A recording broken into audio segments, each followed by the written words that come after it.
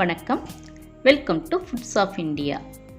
மதுரைன்னு சொன்ன உடனேயே நம்மளுக்கு முதல்ல ஞாபகத்துக்கு வர்றது மதுரை மீனாட்சி அம்மன் கோவில், அப்புறம் மதுரை மல்லிகைப்பூ. இந்த மாதிரி நிறைய சொல்லிக்கிட்டே போகலாம். அந்த வரிசையில் ஒன்று தான் மதுரை ஸ்பெஷல் ஜிகிர்தண்டா. மதுரைக்கு போகிறவங்க அந்த ஜிகிர்தண்டா குடிக்காமல் வரவே மாட்டாங்க. அந்த அளவுக்கு அங்கே ஜிகிர்தண்டா ஸ்பெஷல். இன்றைக்கி அந்த மதுரை ஸ்பெஷல் ஜிகிர்தண்டாவை நம்ம அதனோட சுவை மாறாமல் வீட்டிலையே எப்படி ரெடி பண்ணலாம் அப்படிங்கிறத இப்போ நம்ம பார்க்கலாம். மதுரை ஜிகிர்தண்டாவோட ஸ்பெஷல் என்னென்னா, அதனோட ஸ்பெஷல் ஜிகிர்தண்டா ஐஸ்கிரீம், அப்புறம் கேரமல் சிரப். இப்போ நம்ம அந்த கேரமல் சிரப் எப்படி ரெடி பண்ணலாங்கிறத பார்க்கலாம். இந்த மாதிரி ஒரு அகலமான பேனில் 1/4 கப் அளவுக்கு ஜீனியை போட்டுக்கலாம். அடுப்பை சிம்மில் வச்சிடணும். 7லேருந்து 10 நிமிஷத்துக்குள்ளே ஜீனி நல்லா கரைஞ்சி இந்த மாதிரி கலர் கொடுக்க ஆரம்பிச்சிடும். ஜீனியெல்லாம் நல்லா கரைஞ்சி அதனோட கலர் இந்த மாதிரி மாறி வரும். அது வரைக்கும் நம்ம கரண்டி யூஸ் பண்ண வேண்டாம். நம்மளுக்கு தேவையான அந்த கோல்டன் கலர் வந்த உடனேயே நம்ம கரண்டினால் இந்த மாதிரி நல்லா மிக்ஸ் பண்ணிக்கலாம். இப்போ இன்னொரு அடுப்பில் தண்ணியை கொஞ்சமாக சூடு பண்ணி அதை இதில் கொஞ்சம் கொஞ்சமாக ஊற்றிக்கணும்.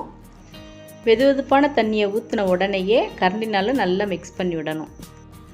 தண்ணியை மொத்தமாக ஊற்றாமல் இந்த மாதிரி கொஞ்சம் கொஞ்சமாக ஊற்றினோம்னா தான் கையில் ஆவி அடிக்காமல் இருக்கும். அவ்வளோதான். இப்போ நம்மளோட கேரமல் சிரப் ரெடி ஆயிடுச்சு. இப்போ நம்ம அடுப்பை ஆஃப் பண்ணிவிட்டு இதை நல்லா ஆற விட்டு இதை ஒரு பவுலில் எடுத்து வச்சுக்கலாம். அடுத்து நம்ம கோவா ரெடி பண்ணணும்.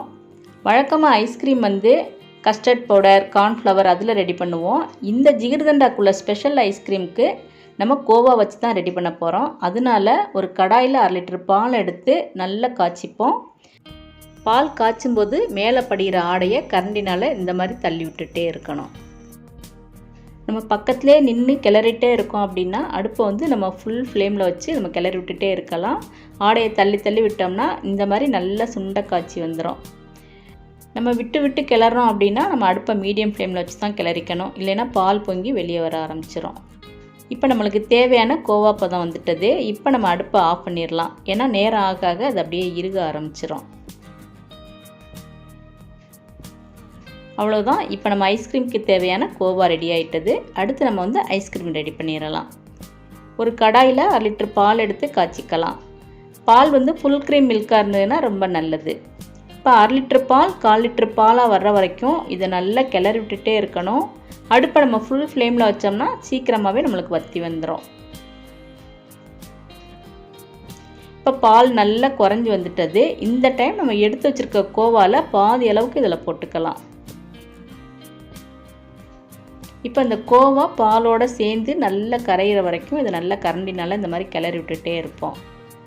பாலும் கோவாவும் நல்லா இந்த மாதிரி மிக்ஸ் ஆனதுக்கப்புறம் நம்ம ஐஸ்கிரீமுக்கு தேவையான ஜீனி போட்டுக்கணும். இன்றைக்கி நான் 1/4 கப் அளவுக்கு ஜீனி போட்டுக்கிறேன். இப்போ ஜீனி நல்லா கரையிற வரைக்கும் இதை நல்லா மிக்ஸ் பண்ணி விட்டுப்போம். இப்போ இந்த ஐஸ்கிரீமுக்கு கலர் கொடுக்கறதுக்கு நம்ம கேரமல் சிரப் ஊற்றிக்கணும். கேரமல் சிரப்பை கொஞ்சம் கொஞ்சமாக ஊற்றிக்கணும்.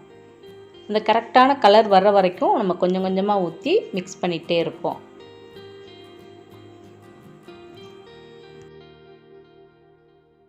இப்போ ஐஸ்கிரீமுக்கு தேவையான அளவு கலர் கிடச்சிட்டது. இப்போ இது கூட ஃப்ளேவருக்காக நம்ம கொஞ்சமாக நன்னாரி சிரப் ஊற்றிக்கலாம். 1 டீஸ்பூன் அல்லது 2 டீஸ்பூன் வரைக்கும் நம்ம ஊற்றிக்கலாம். இப்போ இதையும் சேர்த்து நம்ம நல்லா மிக்ஸ் பண்ணி அடுப்பை ஆஃப் பண்ணிடலாம். இப்போ இதை நல்லா ஆற விடுவோம். இப்போ நல்லா ஆறினதுக்கப்புறம் ஒரு மிக்ஸி ஜாரில் போட்டுக்கணும். பல்ஸில் ஒரு 2 சுற்று சுற்றிக்கலாம். ரொம்பலாம் அரைக்க தேவையில்லை. அதுக்கப்புறம் இந்த மாதிரி ஒரு ஏர்டைட் பாக்ஸில் ஊற்றி இப்போ இதை நல்லா கவர் பண்ணி ஃப்ரீசரில் ஒரு 4 மணி நேரம் வச்சுருப்போம். இப்போ நம்ம ஒரு மிக்ஸி ஜாரில் 200 கிராம் ஃப்ரெஷ் க்ரீம் எடுத்துக்கலாம். இதுக்கு விப்பிங் க்ரீம் போட்டோம்னா ஐஸ்கிரீம் ரொம்ப சாஃப்ட் ஆயிரும். அந்த மாதிரி இதுக்கு ஐஸ்கிரீம் இருக்கக்கூடாது. அதனால நம்ம ஃப்ரெஷ் க்ரீம் எடுத்துக்கிறோம். ஃப்ரெஷ் க்ரீமை மிக்சியில் ஒரு 2 நிமிஷம் நல்லா இந்த மாதிரி பீட் பண்ணதுக்கப்புறம் நம்ம ஃப்ரீசர்லேருந்து எடுத்து வச்சுருக்க பால், கோவா சேர்த்து அந்த மிக்சரை இதில் ஊற்றிக்கலாம்.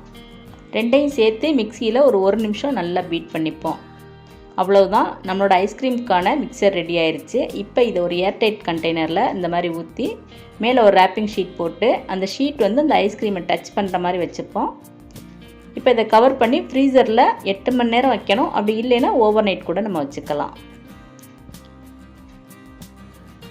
இப்போ 8 மணி நேரத்துக்கு அப்புறம் நம்ம ஐஸ்கிரீம் எடுத்து பார்க்கலாம்.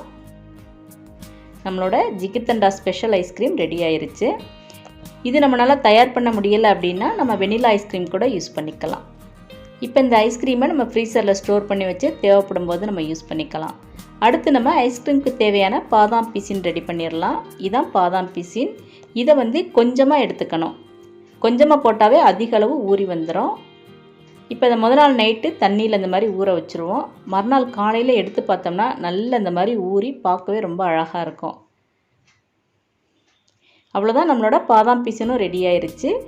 அடுத்து இந்த ஜிகிர்தண்டாக்கு கூடுதல் சுவை கொடுக்கறதுக்கு நம்ம பாசந்தி ரெடி பண்ணிக்கலாம். இது பாலை வந்து நல்லா காய்ச்சி ஆடை அப்படியே மேலே மேலே படியை விட்டு நம்ம நல்லா கெட்டியாக எடுத்து வச்சுக்கிறது தான். ஒரு கடாயில் 1/2 லிட்டர் பாலை ஊற்றிக்கலாம். இதுவும் ஃபுல் க்ரீம் மில்காக இருந்ததுன்னா ரொம்ப நல்லது. இப்போ அடுப்பை நல்லா ஃபுல் ஃப்ளேமில் வச்சு பால் நல்லா கொதித்து வரும்போது மேலே இருக்க ஆடையை வந்து இந்த மாதிரி எடுத்து நம்ம தள்ளி விட்டுட்டே வரணும். பால் நல்லா காஞ்சு 1/2 லிட்டர் பால் 1/4 லிட்டர் பாலாக குறைஞ்சி வரும். இந்த டைம் இதுக்கு தேவையான அளவு ஜீனி போட்டுக்கலாம். ஒரு 3 டேபிள் ஸ்பூன் அளவுக்கு ஜீனி இருந்தால் போதும். ஏற்கனவே ஐஸ்கிரீமில் இனிப்பு இருக்கிறதுனால இதுக்கு கொஞ்சமாக நம்ம ஜீனி போட்டுக்கிட்டாவே போதும். ஜீனி நல்லா கரையிற வரைக்கும் இதை நல்லா இந்த மாதிரி மிக்ஸ் பண்ணி விட்டுக்கணும். இது கூட கொஞ்சமாக கேரமல் சிரப் சேர்த்துப்போம். இதுவும் கலர் கொடுக்கறதுக்காக தான். அவ்வளோதான், இப்போ நம்ம அடுப்பை ஆஃப் பண்ணிடலாம். இப்போ நம்ம ஜிகிர்தண்டாக்கு தேவையான பாலாடை ரெடி ஆயிடுச்சு. இதை நம்ம வந்து நல்லா ஆற விட்டு ஃப்ரிட்ஜில் ஸ்டோர் பண்ணி வச்சுக்கலாம். 4 நாள் வரைக்கும் கூட நம்ம வச்சுருந்து இதை யூஸ் பண்ணிக்கலாம். ஜிகிர்தண்டாக்கு தேவையான எல்லாமே நம்ம ரெடி பண்ணிட்டோம். இப்போ நம்ம ஜிகிர்தண்டா எப்படி அரேஞ்ச் பண்ணுறதுன்னு பார்த்துடலாம். ஒரு கிளாஸில் 2 டேபிள் ஸ்பூன் அளவுக்கு பாதாம் பிசின் போட்டுக்கலாம். இது கூட 2 டீஸ்பூன் அளவுக்கு கேரமல் சிரப் ஊற்றிக்கலாம்.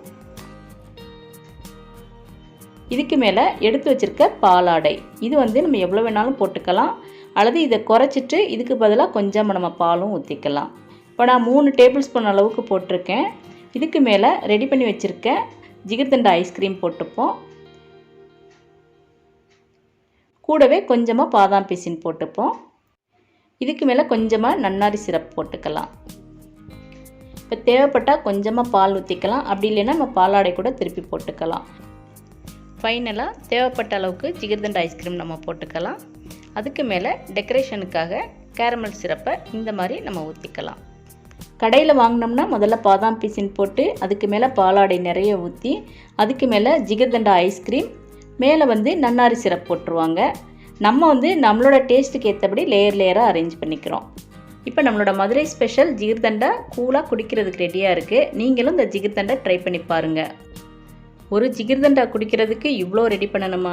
இதுக்கு நம்ம மதுரைக்கு போய் ஜிகிர்தண்டா குடிச்சிடலாம் அப்படின்னு நீங்கள் நினச்சிங்கன்னா நம்ம இன்னொரு வீடியோவில் ஈஸியாக ஜிகிர்தண்டா எப்படி ரெடி பண்ணலாங்கிறத பார்க்கலாம். இந்த வீடியோ உங்களுக்கு பிடிச்சிருந்ததுன்னா லைக் பண்ணுங்கள், ஷேர் பண்ணுங்கள். மறக்காமல் ஃபுட்ஸ் ஆஃப் இந்தியா சேனலை சப்ஸ்கிரைப் பண்ணுங்கள். தேங்க்ஸ் ஃபார் வாட்சிங்.